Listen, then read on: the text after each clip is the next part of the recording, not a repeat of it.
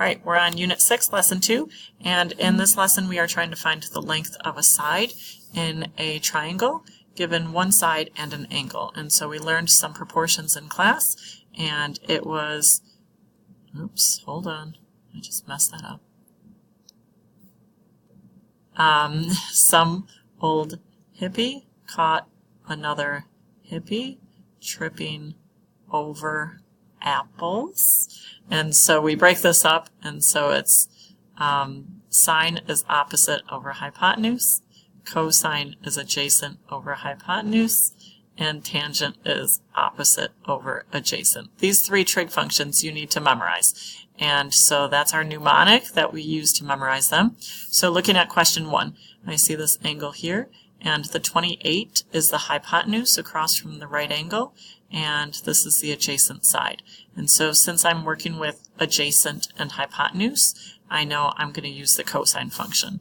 So I'm going to say cosine of 51 equals 28 over x, and then we cross multiply, and we say x cosine 51 equals 21, and then you can divide both sides by cosine of 51.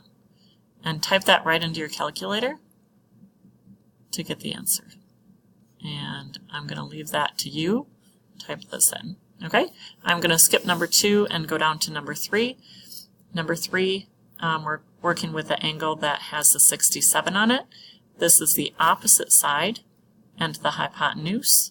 And so opposite and hypotenuse now is the sine function. I'm going to say sine of 67 equals 3.4 over x, and then cross multiply again. Just pretend there's a 1 down there. You can finish up that one, and let's just quickly take a look at number 4. Number 4, from the 59 degrees, this is adjacent and hypotenuse, and so since that's adjacent and hypotenuse, we are going to use the cosine function again. Whenever you do this, you put the angle next to the function, so cosine of 59 equals the adjacent side 432 over the hypotenuse x. And you can finish those ones up on your own.